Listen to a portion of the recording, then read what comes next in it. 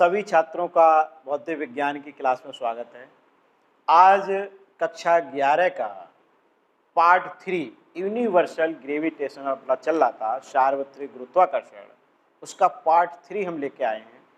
और ये पार्ट 3 कक्षा 11 विज्ञान वर्ग हो, कक्षा 11 किसी वर्ग हो, दोनों में है, दोनों के लिए आवश्यक है, दोनों में ये सिलेबस है। क्या है देखिए, पहला टॉपिक सरल आवर्त गति, दूसरा सरल आवर्त गति के प्रतिबंध, तीसरा सरल लोलक, चौथा सरल लोलक का आवर्त काल और पांचवा सेकंड लोलक। आज ये हम 5 टॉपिक पढ़ाएंगे, बहुत ही अच्छे हैं, इसमें से परीक्षा में आता है और कंपटीशन में भी ये क्वेश्चन आता है। इतना बढ़िया है आज का, और ये अच्छा इसलिए भी है क्योंकि इस पर प्रयोग भी आधारित है। यानी प्रयोगशाला में जब हम प्रैक्टिकल करते हैं तो सरल आवर्त गति द्वारा स्मॉल जी का मान ज्ञात करना, यानी सरल लोलक द्वारा स्मॉल जी का मान ज्ञात करना और सेकंड लोलक की लंबाई ज्ञात करना, ये प्रैक्टिकल भी है। यानी क्या करते हैं, सरल लोलक द्वारा गुरुत्वीय त्वरण जी का मान ज्ञात करना और सेकंड लोलक की लंबाई ज्ञात करना। इसमें 2 प्रैक्टिकल भी हैं, तो ये बहुत आवश्यक इसलिए हैं कि जब हम प्रैक्टिकल का वाइवा देंगे उसमें भी इससे क्वेश्चन पूछा जाएगा और कक्षा 11 थ्योरी में भी इससे पूछा जाएगा। तो ये बहुत ही अच्छे हैं, आज पूरा सही से देखेंगे, सुनेंगे और आपको तैयार हो जाएगा। क्या है, सबसे पहले हम हेडिंग डालते हैं SHM, यानी simple harmonic motion. Simple harmonic motion heading डाल दिया। सरल आवर्त गति, ये सरल आवर्त गति। देखो सरल आवर्त गति क्या होती है, हम इसको एक चित्र बनाएंगे, उसके आधार पर आपको ये परिभाषा याद करा देंगे, लिखाएंगे नहीं, आप लिख लेंगे। देखो क्या है, ये इसको बोलते हैं एक दृढ़ आधार, और दृढ़ आधार से ये हमने एक धागा बांधा और धागे के निचले सिरे पर ये हमने एक गोलक बांध दिया। और अच्छा बनाना चाहो तो एक हुक ले लो, उस हुक में ये गोला बांध दो। ये हमने बांध दिया, ये हमने एक गोलक बांध दिया और ये है धागा, इसको कहते हैं निलंबन बिंदु। क्या है, इसको हम गोलक को इधर लाएं यहाँ, तो देखो ये कैसे बनेगा, ये बन जाएगा यहाँ, ये। और ये देखिए इधर पहुंच गया। अच्छा, जब उधर जाएगा, उधर से छोड़ेंगे तो ये इधर आ जाएगा, यानी कि फिर इसका मतलब ये इधर भी आएगा। यहाँ पर ये बन गया, देखो ये देखिए। और ये जो बीच वाली स्थिति है इसको कहते हैं साम्य स्थिति, या इसका एक दूसरा नाम भी होता है माध्य स्थिति, साम्य स्थिति या माध्य स्थिति। इसको कहते हैं निलंबन बिंदु। ये यहाँ से गोलक के गुरुत्व केंद्र तक की दूरी को कहते हैं प्रभावकारी लंबाई। लेकिन यहाँ तो हमें सरल आवर्त गति की परिभाषा बतानी है। क्या होती है सरल आवर्त गति की परिभाषा? देखिए, सरल आवर्त गति की डेफिनेशन को आप ठीक से समझ लो। ये जो गोलक है इसको हम यहाँ लाएं और छोड़ देंगे तो ये क्या है, देखो साम्य स्थिति के इधर उधर, यानी साम्य स्थिति के इधर उधर ये जो एक सरल रेखा बन रही है, साम्य स्थिति के इधर उधर सरल रेखा में गति करेगा। यानी आप कह सकते हो, जब कोई वस्तु साम्य स्थिति के इधर उधर सरल रेखा में गति करती है तो वस्तु पर एक बल अथवा त्वरण लगता है जो कि वस्तु को साम्य स्थिति में लाने का प्रयत्न करता है। इसे हम सरल आवर्त गति कहते हैं और इसकी दिशा साम्य स्थिति की ओर होती है। क्या बताया, एक बार फिर सुन लो। सरल आवर्त गति किसे कहते हैं? क्या है, जब कोई वस्तु साम्य स्थिति के इधर उधर एक सरल रेखा में इस प्रकार गति करती है कि वस्तु पर लगने वाला त्वरण अथवा प्रत्यानयन बल साम्य स्थिति यानी बल विस्थापन के विपरीत हो और इसकी दिशा साम्य स्थिति की ओर हो। क्या बताया कि लगने वाला बल अथवा त्वरण विस्थापन के अनुक्रमानुपाती हो और इसकी दिशा साम्य स्थिति की ओर हो या विस्थापन के विपरीत हो, सरल आवर्त गति कहते हैं। अच्छा, ऐसा करें, हम लिख देते हैं तो ठीक रहेगा, तुम्हें ज़्यादा तैयार हो जाएगा। लिख ही देते हैं। देखो इस चित्र के आधार पर परिभाषा है, हम यहाँ लिख देते हैं। थोड़ा समय लगता है लिखने में, इतने में वीडियो बड़े हो जाते हैं। देखो लिख देते हैं, जब कोई वस्तु, जल्दी जल्दी हम लिख देंगे, सामस्थिति के इधर उधर एक सरल रेखा में,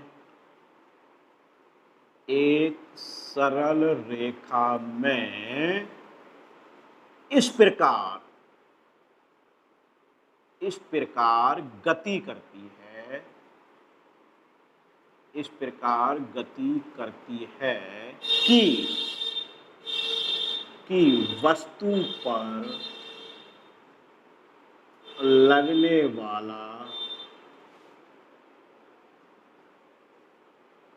प्रत्यानयन बल अथवा त्वरण भी हो सकता है, अथवा त्वरण विस्थापन के अनुक्रमानुपाती हो, त्वरण विस्थापन के अनुक्रमानुपाती, पूरा लिख लेना, अनुक्रमानुपाती हो तथा इसकी दिशा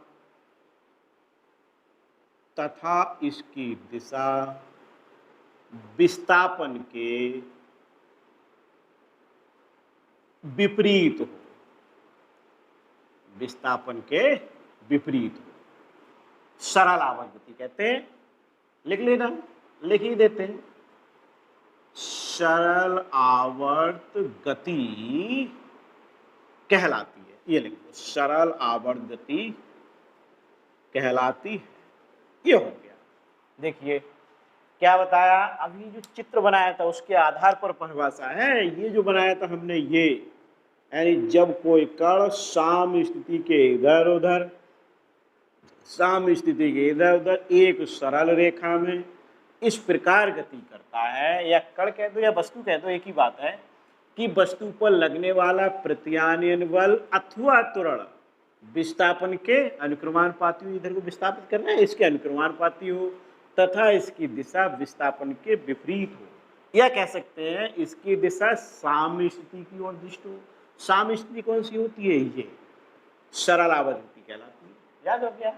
यानी उदाहरण कह देंगे, सरल लोलक की गति या झूले की गति, झूला झुलाते हैं, झूले की गति सरल आवर्त गति होती है। याद हो गया आपको? सरल आवर्त गति की परिभाषा आपको याद हो गई, आप कभी नहीं भूलेंगे। चित्र ये दिमाग में रखेंगे, झूला दिमाग में रखेंगे, ये पेंडुलम है, पेंडुलम की गति यानी गोलक की गति। ये कंप्लीट हो गया। अब देखो इसके बाद इसमें हमने हेडिंग क्या डाला है, सरल आवर्त गति के प्रतिबंध यानी कंडीशन ऑफ एसएचएम।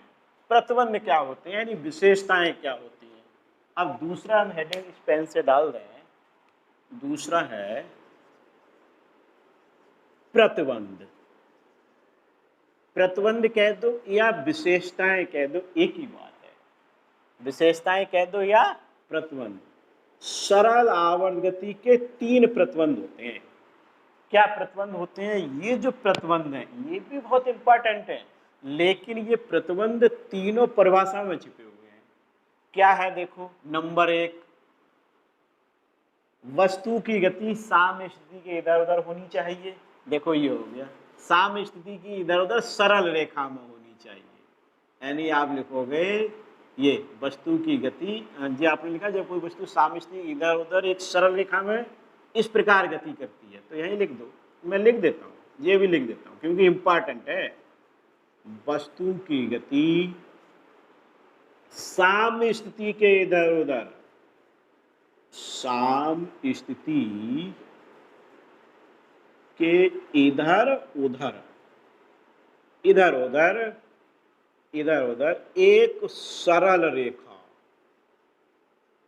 एक सरल रेखा में होनी चाहिए। ये हो गया, पहला प्रतिबंध हो गया। भाई दूसरा क्या है? दूसरा प्रतिबंध देखो, वस्तु पर लगने वाला प्रत्यानयन बल अथवा त्वरण विस्थापन के अनुक्रमानुपाती। तो ये लिख दो, वस्तु पर लगने वाला त्वरण, पहले बल लिखो, बल या प्रत्यानयन बल लिख लो, पूरा लिख लो, प्रत्यानयन प्रत्यानयन प्रत्यानयन बल अथवा या त्वरण कैसा हो, विस्थापन के अनुक्रमानुपाती, विस्थापन के अनुक्रमानुपाती हो, विस्थापन के अनुक्रमानुपाती हो गया। और तीसरी कंडीशन भी परिभाषा में ही है, क्या, इसकी दिशा विस्थापन के विपरीत हो। आप लिखेंगे बल अथवा त्वरण की दिशा विस्थापन के विपरीत हो, या कह सकते हो साम्य स्थिति की ओर हो, कि दिशा विस्थापन के विपरीत हो, ये हो गया। देखिए आपने जो ऊपर हेडिंग डाले थे, दो सरल आवर्त गति और सरल आवर्त गति प्रतिबंध, ये कंप्लीट कर लिए, इसमें इंक डाल दो, ये कंप्लीट हो गए। सरल आवर्त गति और सरल आवर्त गति प्रतिबंध, क्या परिभाषा थी सरल आवर्त गति की, जब कोई वस्तु साम्य स्थिति के इधर उधर, साम्य स्थिति के इधर उधर एक सरल रेखा में, साम्य स्थिति के इधर उधर एक सरल रेखा में इस प्रकार गति करती है कि वस्तु पर लगने वाला प्रत्यानयन बल अथवा त्वरण, प्रत्यानयन बल क्यों कहते हैं, क्योंकि ये वस्तु को साम्य स्थिति में ही लाने का प्रयत्न करता है, बीच की जो स्थिति माध्य स्थिति होती है उसी में लाने का प्रयत्न करता है, इसीलिए प्रत्यानयन बल कहते हैं। प्रत्यानयन बल अथवा त्वरण विस्थापन के अनुक्रमानुपाती हो तथा इसकी दिशा विस्थापन के विपरीत हो, सरल आवर्त गति कहते हैं। अब प्रतिबंध, प्रतिबंध क्या थे, प्रतिबंध इसी में लिखे हैं परिभाषा में ही, यानी वस्तु की गति साम्य स्थिति के इधर उधर सरल रेखा में होनी चाहिए। नंबर 2, वस्तु पर लगने वाला प्रत्यानयन बल अथवा त्वरण विस्थापन के अनुक्रमानुपाती हो। तीसरा क्या हो गया, बल अथवा त्वरण की दिशा विस्थापन के विपरीत हो, और इसको हमने कहा, ये भी लिख सकते हैं, बल अथवा त्वरण की दिशा विस्थापो साम्य स्थिति की ओर, साम्य स्थिति या माध्य स्थिति। तो मैं समझता हूं ये तो आपको कंप्लीट हो गया। अब मैं इसको रफ कर देता हूं। अगला हेडिंग देखिए, दो टॉपिक तो हमने पढ़ा दिए भाई, और इनको आप लिख भी दिए हमने, जिससे कि लिख पाओ, कॉपी पे लिख भी लोगे। क्या है सरल लोलक, देखिए सरल लोलक क्या होता है। सरल लोलक, सुन लो ध्यान से, किसी पदार्थ के अत्यंत सूक्ष्म किंतु भारी कण, इसको भी लिख देते हैं, ये परिभाषा भी लिख देते हैं, सही रहेगा। पूरा ही डिटेल ही आपको लिख दें, लिख नहीं पाओगे तुम लोग। किसी पदार्थ के अत्यंत सूक्ष्म किंतु भारी कण, भारी कण को एक पूर्ण लचकदार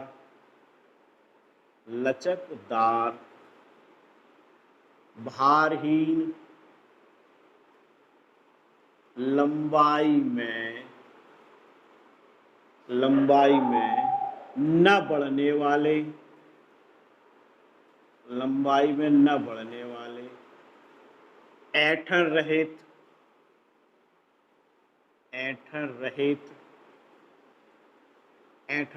धागे से बांधकर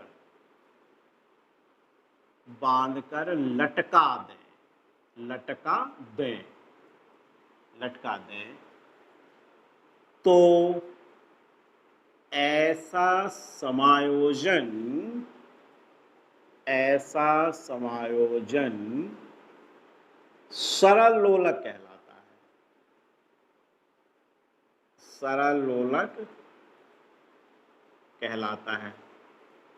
किंतु, पहले लिख लो, किंतु व्यवहार में, व्यवहार में यह संभव नहीं है,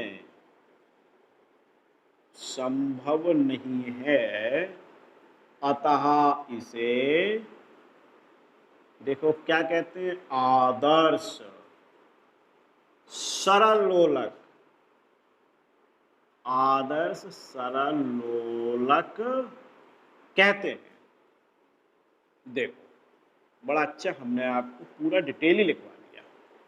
क्या बताया, किसी पदार्थ के अत्यंत सूक्ष्म किंतु भारी कण को एक पूर्ण लचकदार भारहीन, यानी ऐसा धागा हो जो भारीहीन हो और लंबाई में न बढ़ने वाले, लंबाई में न बढ़े, ऐंठन रहे, ऐंठन न हो, धागे से बांध कर लटका दें, यानी धागे से ऐसे बांध कर लटका दें भारी कण को, अत्यंत सूक्ष्म और भारी भी हो, लटका दें, तो ऐसा समायोजन सरल लोलक कहलाता है। अब ऐसा व्यवहार में संभव ही नहीं है, ऐसा व्यवहार में संभव नहीं है, इसलिए इसको क्या कहते हैं, आदर्श सरल लोलक। क्लियर हो गया। क्योंकि ये जो कंडीशन है, ये इतना हमने कह दिया कि भारी कण हो, अत्यंत सूक्ष्म भी हो, लेकिन धागा कैसा हो, पूर्ण लचकदार, भारी, लंबाई में न बढ़ने वाले, ऐंठन रहे, तो ऐसा संभव नहीं है, पॉसिबल नहीं है, तो इसलिए इसको क्या कहते हैं, आदर्श सरल लोलक। तो ये सरल लोलक, आदर्श सरल लोलक आपके समझ में आ गया। अब देखिए, जो प्रयोगशाला में हम करते हैं, प्रयोगशाला में तो हम गोलक लेते हैं, प्रयोगशाला में कहेंगे धागा, एक धागा लेते हैं, उससे गोलक को नीचे बांधकर लटका देते हैं, गोलक को निलंबन बिंदु से, जैसे अभी जो बताया था हमने, ये एक धागे से, एक धागे द्वारा किसी गोलक को बांधकर लटका देते हैं। देखो ये लटका दिया, निलंबन बिंदु से गोलक के गुरुत्व केंद्र तक की दूरी को प्रभावकारी लंबाई कहते हैं या प्रभावी लंबाई कहते हैं। जिस बिंदु से ये लटकाया गया है इसको हम कहते हैं निलंबन बिंदु, और इसको कहते हैं साम्य स्थिति। ये है सरल लोलक जो प्रयोगशाला में करते हैं। लेकिन हम इसकी डिटेल अभी जो हेडिंग आगे पढ़ा है सरल लोलक का आवर्तकाल, उसमें पढ़ाएंगे, तो यहाँ उसकी आवश्यकता नहीं है। तो ये आदर्श सरल लोलक समझ गए। अब ये हेडिंग डालते हैं नंबर 4, सरल लोलक का आवर्तकाल। तो देखिए हमने 3 टॉपिक तो पढ़ा दिए, रफ तो करना ही पड़ेगा। अगला हेडिंग सरल लोलक का आवर्तकाल, हेडिंग डाल दो भाई, सरल लोलक का आवर्तकाल। बहुत अच्छा है ये, डेरिवेशन है, ये सिद्ध करके बताएंगे आपको। यहाँ पर हम चित्र बनाएंगे, यहाँ बना दिया, ये इतना ही बड़ा बहुत है, ये देखो ऐसे ही बांध दो, हुक की जरूरत नहीं है, ऐसे ही हमने लगा दिया। और इसको अब हम इधर ले आए, ये हो गया। देखिए ये जो गोलक का गुरुत्व केंद्र है ये, और ये निलंबन बिंदु है, इसका नाम दे दें एस, दे दो एस दे दो, और ये लंबाई एल हो गई, ये लंबाई एल हो गई। ये देखो निलंबन बिंदु से गोलक के गुरुत्व केंद्र तक की दूरी को प्रभावकारी लंबाई कहते हैं, ये हम बता चुके हैं। अच्छा, इस जो धागा है इस पे तनाव बल लग रहा है टी ऊपर की ओर, ये कोण थीटा है, ये कोण थीटा है। अच्छा, इसको क्या कहते हैं, साम्य स्थिति। लिख दो, यहाँ लिख ही देते हैं, साम्य स्थिति। दूसरा नाम क्या बताया था, माध्य स्थिति, माध्य स्थिति भी कहते हैं। अच्छा, ये जो हमने यहाँ पर ये जो गोलक का भार है, ये क्या है? गोलक का भार mg, गोलक का भार mg। दूसरे पेन से लिख दूं जिससे आपको स्पष्ट दिखाई दे। देखिए ये जो भार mg है, भार mg के हमने घटक कर दिए। देखो ये आ गया mg cos थीटा, और इधर को यानी साम्य स्थिति की ओर ये आएगा mg sine theta, mg sine theta. अब चित्र तो हमारा बन गया। क्या कहेंगे? लैंग्वेज इसकी भी लिख देते हैं, पूरा डेरिवेशन ही आपको हम कराते हैं। माना किसी गोलक को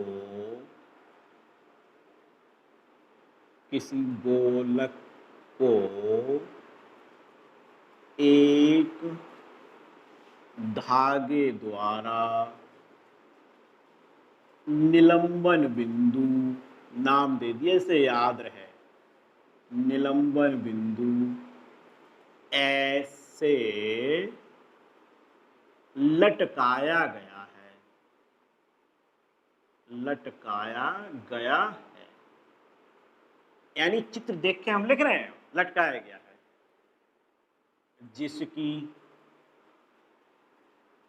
जिसकी प्रभावी या कह दो प्रभावी लंबाई कितनी है? Small L. प्रभावी लंबाई स्मॉल एल है। ये देखो, अब लिखेंगे भार mg, या कह सकते हो गोलक पर दो बल कार्य करते हैं, एक तो भार, दूसरा तनाव बल। और भार mg के घटक लिख दो, चाहे या लिख ही देते हैं, ना लिखो तब भी कोई बात नहीं है, लिख देते हैं। गोलक पर दो बल कार्य कर रहे हैं, कार्य करते हैं, चाहे ऐसा लिख दो, या कर रहे हैं, करते हैं ज्यादा सही रहेगा, कार्य करते हैं। लैंग्वेज तो अपने हिसाब से लिखी जाती है, कहीं रटी नहीं जाती है। चित्र देख के, नंबर 1 गोलक का भार, नंबर 2 धागे का तनाव। वैसे तनाव ये भी बल ही होता है, तनाव बल ही लिख दो, या लिख दो भार mg के घटक mg cos थीटा व mg sin थीटा है। ये घटक mg sin थीटा गोलक को साम्य स्थिति में लाने का प्रयत्न करता है। ये जो घटक mg sin थीटा है, ये देखो विस्थापन उधर किया है और विस्थापित उधर को है, साम्य, ये mg sin थीटा क्या है? हमारी ओर को। तो ये साम्य स्थिति में लाने का प्रयत्न करता है घटक mg sin थीटा। अब बल उधर को लग रहा है, यानी विस्थापन के विपरीत बल लगता है। तो देखो क्या लिखोगे? अतः प्रत्यानयन बल F बराबर -mg sin थीटा। माइनस क्यों लगा दिया? क्योंकि जो बल है ये विस्थापन के विपरीत है। अच्छा, दिशा बता रहा है। अब देखिए, परंतु साइन थीटा बराबर, साइन में क्या होता है? लंब बटा कर्ण, यानी साइन थीटा बराबर, इसका हम नाम लिख देते हैं, यहाँ बी लिख दें और यहाँ ए लिख देते हैं, ठीक है? ये ए है, यानी क्या होगा? ए एक्स नहीं ए बी अपॉन ये एच बी या बी एच बी लिख दो या बी एस लिख दो, एक ही बात है। अब देखो ए बी जी ये जो है ये एक्स हमने माना एक्स, और जो बी एस है एक्स मान लो या वाई मान लो, एक ही बात है एक्स। अब देखो बी एस क्या है, बी एस ये बी एस क्या है, धागे की लंबाई, ये लंबाई है। अब देखो अतः एफ बराबर minus m g sine theta ही वैल्यू लगा दो, x upon l, x upon l. देखो यदि त्वरण अल्फा हो, त्वरण अल्फा हो तब न्यूटन के गत विषयक द्वितीय नियम से, गत विषयक द्वितीय नियम से क्या होता है, गत विषयक द्वितीय नियम एफ बराबर एम एल्फा। अब यहां लिखते हैं, नीचे दिखेगा नहीं, अतः एम एल्फा बराबर, ये देखो ये यहां लगा दिया माइनस एम जी गुणा एक्स अपॉन एल। ये अब देखो एम से एम कट जाएगा, एम से एम तो कट गया, ये एम से एम तो हमने कट दिया। अब देखो एल्फा बराबर क्या आएगा, माइनस जी अपॉन एल, जी अपॉन एल और इंटू एक्स, ये आ जाएगा या गुणा एक्स। अब देखो यदि जी अपॉन एल नियत हो तब एल्फा अनुक्रमानुपाती का साइन है ये माइनस एक्स, एल्फा अनुक्रमानुपाती क्या आ गया माइनस एक्स। देखो एल्फा क्या है, त्वरण है, और त्वरण क्या आ गया विस्थापन के अनुक्रमानुपाती हो गया, और माइनस का मतलब क्या है, इसकी दिशा विस्थापन के विपरीत है। अब देखो इससे स्पष्ट होता है कि त्वरण विस्थापन के अनुक्रमानुपाती है और इसकी दिशा विस्थापन के विपरीत है।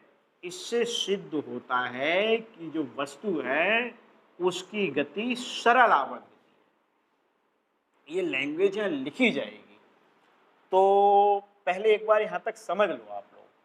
देखो माना किसी गोलक को एक धागे द्वारा निलंबन बिंदु एस से लटकाया गया है, जिसकी प्रभावी लंबाई क्या, ये धागे की प्रभावी लंबाई, यानी धागे द्वारा लटकाया गया है, प्रभावी लंबाई कितनी है, एल है।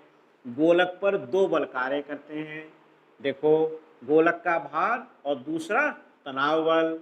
भार mg के घटक mg cos थीटा व mg sin थीटा है, mg cos थीटा व mg sin थीटा है। घटक mg sin थीटा गोलक को साम्य स्थिति में लाने का प्रयत्न करता है, अतः प्रत्यानयन बल, ये देखो यहाँ तक एफ बराबर साइन थीटा जानते हो, लंब बटा लाल बटा का होता है तो लंब बटा कर, ये आ गया। अब देखो ये त्वरण एल्फा हो तो एफ बराबर एम एल्फा, यहाँ तक तो क्लियर हो। एल्फा अनुक्रमानुपाती माइनस एक्स आ गया, मैं यहाँ लिख देता हूँ एल्फा अनुक्रमानुपाती माइनस एक्स। देखो इसके आधार पर क्या हम लिखेंगे, यहाँ लिख देते हैं, लिखते हैं देखो अतः वस्तु पर लगने वाला त्वरण, देखो लगने वाला त्वरण विस्थापन के, अतः की जगह चूंकि लिखो, चूंकि वस्तु पर लगने वाला त्वरण विस्थापन के अनुक्रमानुपाती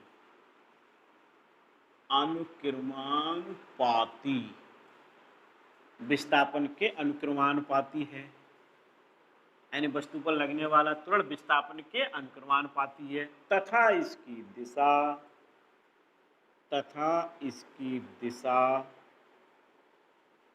विस्थापन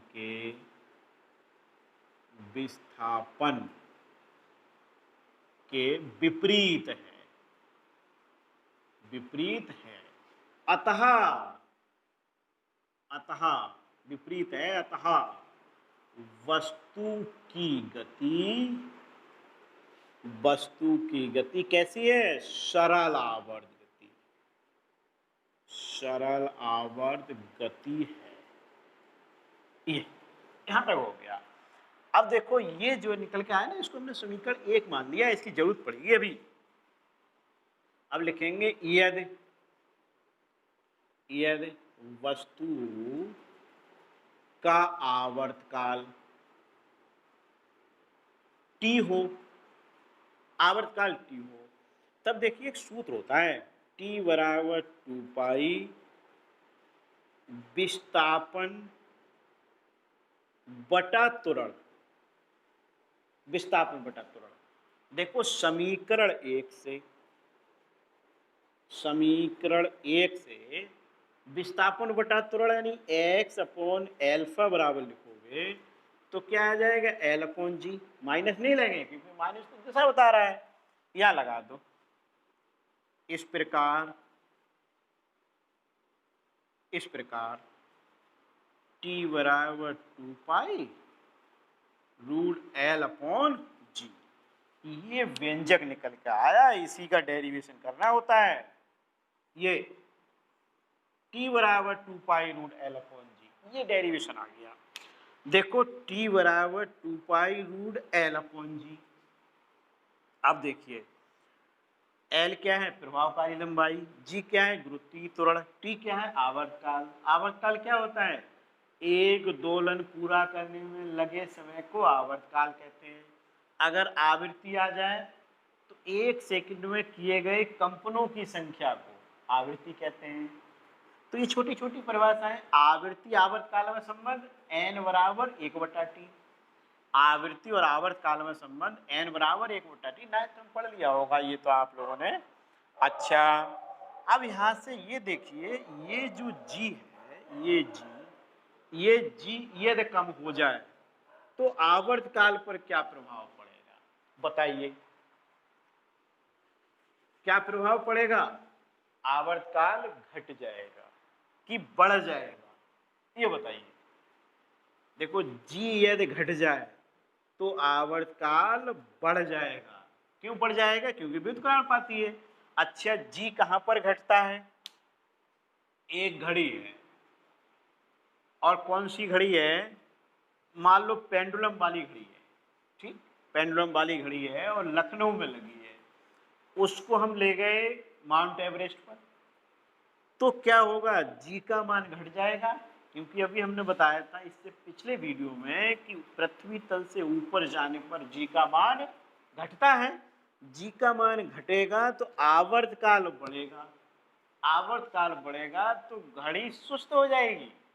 यानी जो घड़ी लखनऊ में सही समय दे रही है, वही घड़ी माउंट एवरेस्ट, मंसूरी पहाड़ों पर आप चले जाओगे तो समय गलत देने लगेगी, क्योंकि जी का मान घटेगा, आवर्तकाल बढ़ेगा और घड़ी सुस्त हो जाएगी।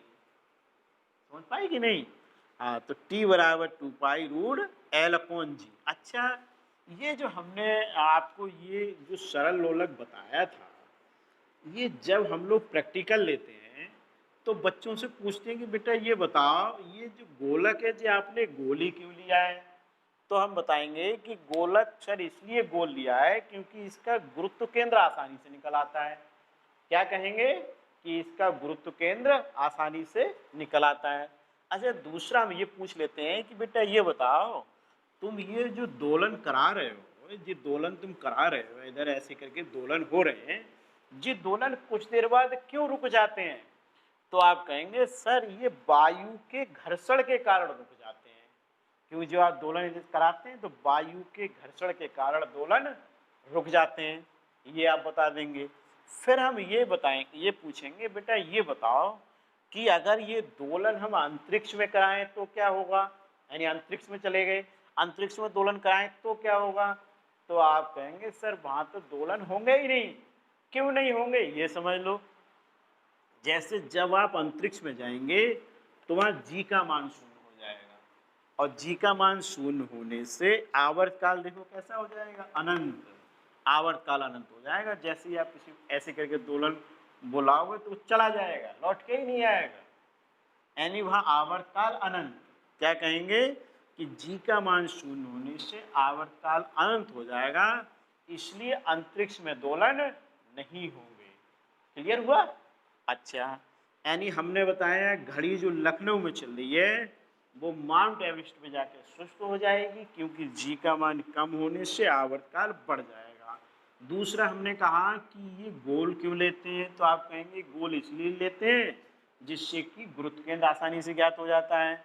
हमने कहा ये रुक क्यों जाते हैं, तो आप कहेंगे इसलिए रुक जाते हैं क्योंकि वायु का घर्षण, वायु के घर्षण के कारण दोलन रुक जाते हैं।